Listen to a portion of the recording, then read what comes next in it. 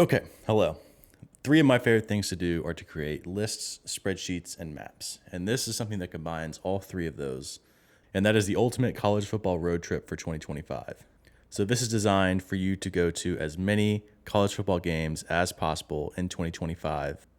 It's mostly about going to as many games possible as efficiently as possible.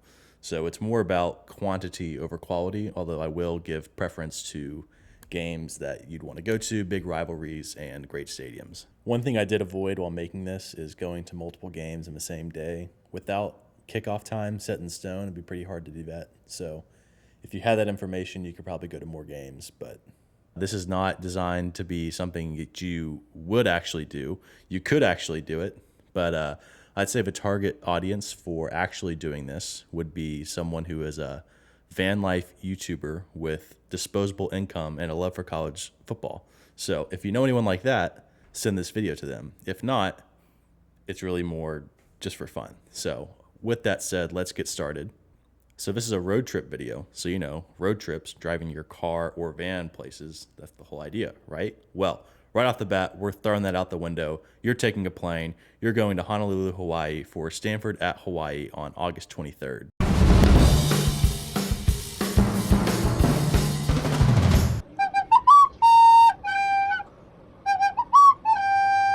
Now, Hawaii was forced to leave their stadium, the Aloha Stadium, which you might know from the Pro Bowl from the 2000s. They were forced to leave that stadium in 2021, and now they're playing in a new stadium. It's pretty small, but they might even do the haka before the game. Next up, you're getting back on the plane. You're heading to San Diego for Stony Brook at San Diego State on August 30th. Now, San Diego State used to play in the Chargers' old stadium, but they've now torn that down and moved into a new stadium that looks really nice. San Diego State used to have Montezuma as a mascot, which seemed, interesting, but I think they've discontinued that, so you won't be able to see that. I'm sorry. Stony Brook is one of the few FCS teams represented on this list. I kind of wish there were more, but it's not how the schedule worked out. The reason I'm starting out west is because once you get late into the season, you can start doing the midweek games to really maximize your total number of games, and there aren't many midweek games out west, so you want to get the West out of the way early on. Also, most of the big games are either Big Ten or SEC, so for late in the season with those big games, you want to be out east. Next up, you're doing the first actual driving on this road trip, and you're packing up your car just like Nico Iamaleava did and heading to Pasadena, California for Utah at UCLA. Now, this is a former Pac-12 game, and part of me wanted to leave UCLA off this list entirely because I hate them so much. On my Pac-12 pyramid of hate, which is how much I hate people for killing the Pac-12. UCLA is on this second tier from the top. They play in the Rose Bowl, so that's cool. You can go to the Rose Bowl. They can't fill it up, but you'll be at the Rose Bowl. Not the Rose Bowl, but the Rose Bowl. Next up, you'll be driving up the Pacific Coast to Idaho for the Battle of the Colored Fields with Eastern Washington at Boise State. This is another FCS game. These schools are sort of rivals. They play at different levels, but they're very close geographically. Now, the next morning, you're going to wake up early and make the drive to Eugene, Oregon for Oregon State at Oregon. Just kidding, that's actually Oklahoma State, but if you squint your eyes, you can pretend it's the rivalry. Next up, you're going to make one of two 20-hour drives on this road trip, and you're going to see Kansas State play at Arizona on Friday, September 12th. Now, this is a new conference game. But this is probably one of the least offensive of the new conference realignment. The Arizona schools being in the Big 12, I don't love it, but it's way less offensive than Stanford and Cal playing in the ACC. The next day, you're going to make the hour-and-a-half drive to Arizona State to see them play Texas State. Arizona State, known for being a bit wild, so don't die. Hopefully they'll storm the field again, although Texas State, I can't imagine why. Although Texas State is a future Pac-12 team. So this game is a bit of the ghost of Pac-12 future and ghost of Pac-12 past. So should be interesting. I don't like Arizona State's coach. I think he's annoying, so I hope they lose. The next day is going to be one of 5 chances on this trip for you to see an NFL game. That's not the point of this trip. I just threw them in where they made sense. So you're going to be seeing the Carolina Panthers play the Arizona Cardinals, and it'll be the first of many NFC South games on this trip, unfortunately. Next up, you're going to make the 15-hour drive into actual Big 12 country for Tulsa at Oklahoma State. This game isn't a conference game, but it would make more sense as a conference game than half the conference games we get nowadays. The all-time record in the series is 45-27 Oklahoma State, and they're on a 10-game win streak, so it was actually pretty even before this century. Then you're going to drive down to Norman, Oklahoma the next day for Auburn at Oklahoma. This will be the return of Jackson Arnold, Oklahoma's quarterback, who transferred to Auburn this offseason. So it should be a pretty interesting game. Then you're going to hop on the Auburn team bus and head over to College Station, Texas for their game next week at Texas A&M. This trip isn't about carpooling, but hey, it's nice to do it when you can. Texas A&M has the largest stadium in the SEC, so it should be a pretty good environment. Yeah, they're weird. Pass it back, Eggs! Pass it back, Eggs! Hump it, Eggs! Hump it, Eggs! Just be warned. That's all I have to say. Then you're going to get your second opportunity to catch an NFL game the next day with the Titans at the Texans. Not the NFC South, but the AFC South. So, again, not great. Those are probably the two worst divisions. Now it's time for probably the most controversial travel decision in this video, the one that arguably makes the least sense. But we're going to do some backtracking, and we're going to stick with the theme of weird people and see BYU take on West Virginia. It's kind of nice to have BYU and Texas A&M back to back. They're both, a little culty, so we'll get that out of the way right away. Culty but fun is what I would say. They're fun. Have fun with it. The mountains in Provo are beautiful. West Virginia, they're used to that, so it will be interesting. This is also where the schedule kind of picks up. We're going to be able to catch 21 games in 58 days, so pretty efficient. Then you're going to be making a bit of a drive the next day, 6 hours to Wyoming to see them play UNLV. Now, this game will be interesting because no one on either of these teams has ever seen water. These are two of the driest places in the country, so bring your water bottle. Maybe you can watch Rango on the car ride. Now, after that heavy travel week, we're going to follow it up with a very light travel week. So this is the least amount you'll have to travel in a week on this trip. You're going to head to Fort Collins, Colorado to see Colorado State play Fresno State. Colorado State is interesting. Their probably most famous tradition is having a massive painted A on the side of a hill. What does an A have to do with Colorado State? Well, it's actually from their school's original name, Colorado A&M, the Aggies. So it's funny that their biggest tradition is for their name that they no longer have. But that kind of is great to me. That's what college football is all about, is stuff like that. So enjoy it. They also have a mascot named Cam the Ram, which is pretty cool and once again unique. So good for you, Colorado State, for being a little weird. Next up, you're going to drive an hour to Boulder, Colorado for Iowa State at Colorado.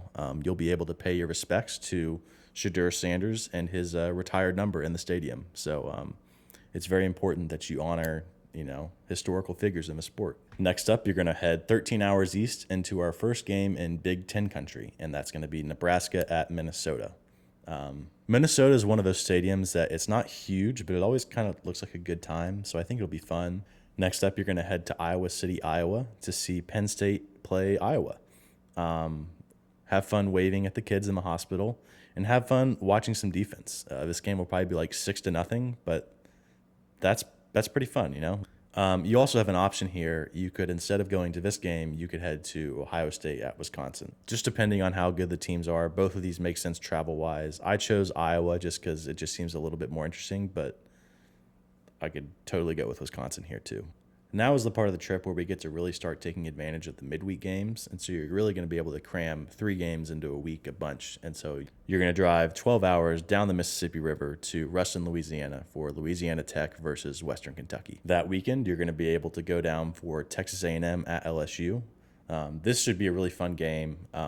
LSU has the reputation with a lot of people as being the loudest stadium in the country.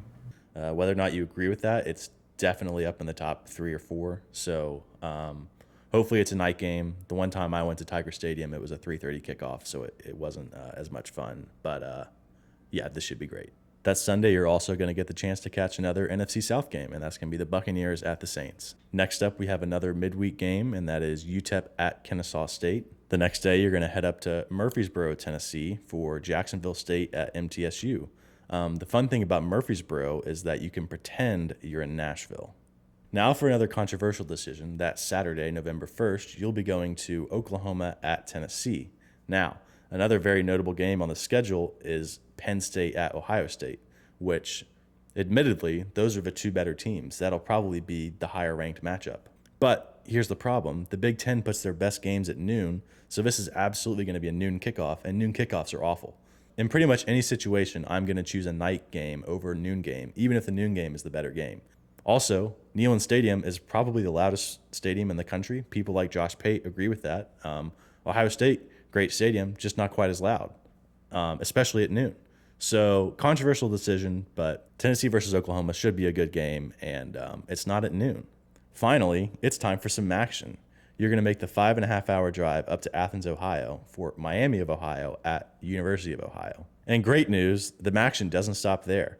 The very next day, you're heading to Muncie, Indiana for Kent State at Ball State. One interesting thing about Ball State is that on opposing teams' third downs, the Ball State student section will chirp like Cardinals. Very interesting. So now you're going to go down to Memphis, Tennessee for a Friday night game between Tulane and Memphis.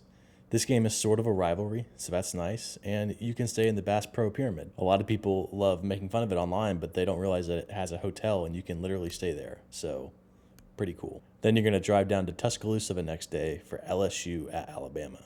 This game is not a great historical rivalry, but this century it's been one of the best, if not the best, matchups in all of college football. This game pretty regularly decided the SEC West and was even the national championship one time. So this will be a great game. The away team has a tendency to win this game, so maybe a slight edge towards LSU more than you would expect. And then the next week, you're going to go to Texas at Georgia. This game seems like the two likely leaders in the SEC this season and potentially the next decade. I think this matchup has a chance of being kind of what Alabama, Georgia has been the last 5-10 years. Either one of these teams could be the most dominant program for the next 10 years. We just don't know. Make sure you don't wear any shade of orange or you will get barked at. It's very embarrassing for Georgia fans that they do that. One of the most embarrassing fan bases just in general. The next day, you'll have yet another opportunity to take an NFC South matchup with the Panthers at the Falcons. So, lucky you. The next Friday night, you'll have the first opportunity to see an ACC game of the season with Florida State at North Carolina State. NC State, don't have much to say about them. It's in Raleigh. Hockey season will have started, so maybe you can see a hockey game too. That's all I got. The next morning, you'll make the 30-minute drive to Chapel Hill for Duke at North Carolina. This is a rivalry, but North Carolina, they don't have anything interesting or of note going on this year. So nothing interesting, nothing to see here. Don't need to dwell on it. Then, for the only time on this whole trip, you'll be going back somewhere you've already been, and that is to Memphis to see them play Navy on Thanksgiving Day. The next day, you're going to cross the border into Mississippi and make your way down to Starkville for the Egg Bowl. This is, in my opinion, one of the most underrated and underappreciated rivalry games in the whole sport. It's always weird. The worst team very regularly wins, or at least keeps it close. Mississippi State kind of sucks right now, but that doesn't mean they won't win this game. And for the last Saturday of the regular season, you're going to drive to Auburn, Alabama for the Iron Bowl. This is as good as it gets, right up there with Michigan, Ohio State for best rivalry in the sport. The reason I chose it, once again, Michigan, Ohio State is going to be a noon game. Nobody wants that. And then just scheduling-wise, you can go to the Egg Bowl and the Iron Bowl, which is easily better than going to the game, as they call it. The Iron Bowl is just like the Egg Bowl. It's always weird. Auburn, even in years they're awful, wins this game, almost wins this game. It's always a ton of fun. And then the next week, you can go to any conference championship game you please. Probably going to be the SEC championship game, but it just sort of depends on who's in it. It could very well be a rematch of Texas-Georgia, which you just saw a few weeks ago, but that would be a great game. And then the day after the SEC championship game, the Falcons have a home game, which is kind of weird to me, but you can stay an extra day and see the Seahawks take on the Falcons. So why not? And then the next week, of course, there's only one game, biggest game of the season, Army-Navy. This is such a great rivalry. I've always wanted to go. It's in Baltimore this year. This will be the first time all season we've made our way into the Northeast. There's not really much great college football up there, but it'll be nice to make our way up there at least once. So that's it for the regular season. I would recommend going to as many FCS and FBS playoff games as possible, but that's not part of this video. So that's it. Now it's time for some stats. So on this trip, not including the Hawaii game, you're going to be driving a total of 203 hours. The total distance traveled is over 13,000 miles, which is over half the circumference of the Earth. So halfway around the world. Not counting the NFL games, it's 33 games in 113 days across 21 states. And while making the road trip, you'll cross through 30 states. So you'll have visited over half the states in the country just by doing this trip. And that's all I've got. Again, this is not super realistic. You're not meant to actually do it. It's just kind of fun. So if you have any disagreements with what I have said or any other thoughts, let me know. And again, if you have any van life YouTuber buddies, send them this video and maybe they can, give it a try. Thanks.